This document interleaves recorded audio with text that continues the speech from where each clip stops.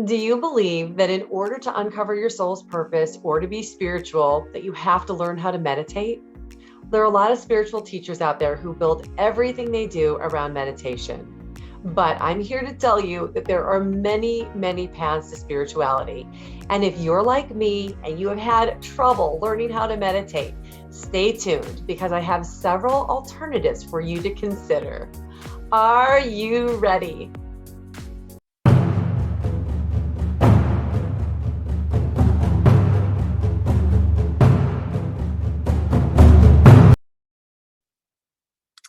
Whether you're new to this spiritual journey or you've been on your journey for a little while, I'm sure that you've already come across a lot of spiritual teachers, a lot of YouTube videos, a lot of books talking about the power of meditation.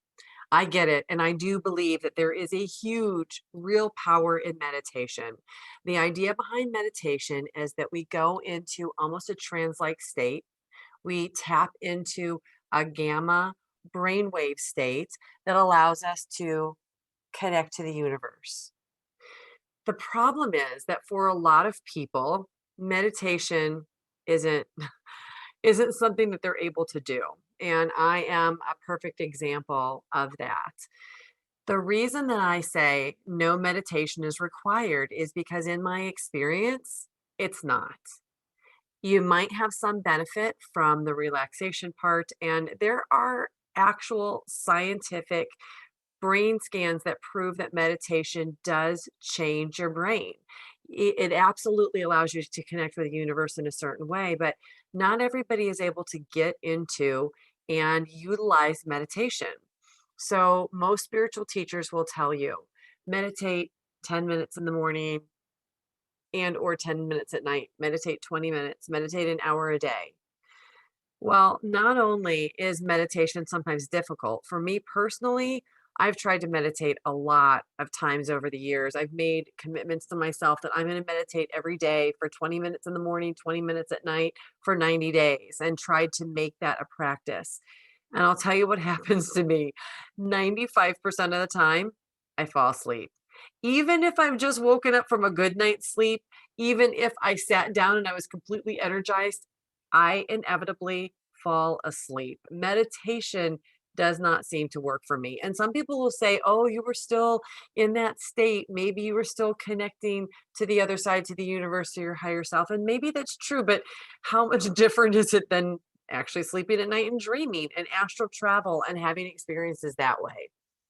I am living proof that you do not have to be a meditating person. You do not have to have a meditating practice in order to have a spiritual practice. I have written thousands of posts. I have painted hundreds of paintings. I've written 10 books. I've had 9 really significant out of body experiences. I've seen hundreds of signs from my passed away loved one, from my spirit team without meditation. It's okay. You can let go of the idea of meditation. You absolutely can connect to your higher self. You can have a spiritual practice without it. It might be something you're drawn to later. You might get into a practice that works. But the other part of it is that it's very difficult for a lot of people to find the time or make the time.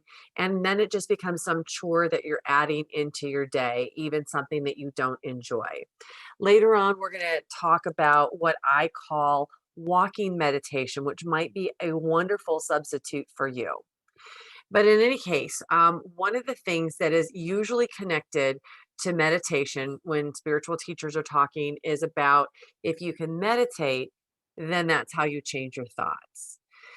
So I want to take a little bit of a step back and really address this because we're going to take a deep dive into changing your thoughts, where I talk about harnessing your superpower for your greatest good. In order to change your thoughts, it's oftentimes not as simple as just making a conscious choice to say, I'm not going to have that thought anymore. The reason that it's difficult to change your thoughts is because you're actually hardwired. Your brain works against you to change these thoughts that are actually almost kind of like comfort food for your brain. When you have these thoughts, your brain releases a chemical called dopamine, which makes you feel good and it encourages you to keep on having these thoughts. This is science. And so for you to just say, I'm going to change my thoughts and you're going to take that dopamine away, it might work for a little while. It might work in conjunction with meditation. There are people who have had success in doing that. But for the most part, it's going to be exceedingly difficult for you to change a long-standing thought that you may have had for months, years, even decades by just telling yourself, I'm going to change that thought. What we really need to do is actually figure out how to change your perception. And that's why I think that I want to start with perception.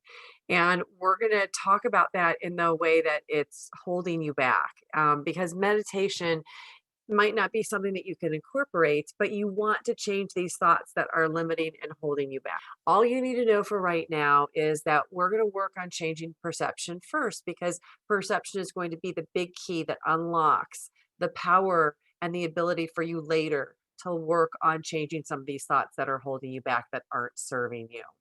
So don't worry about the meditation right now.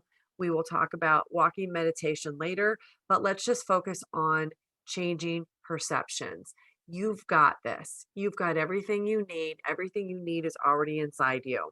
I want you to feel comfortable and have that comfort zone that everything is unfolding perfectly, and you are going to learn and pick up and accumulate any of the information you need to help you along on this spiritual journey right now.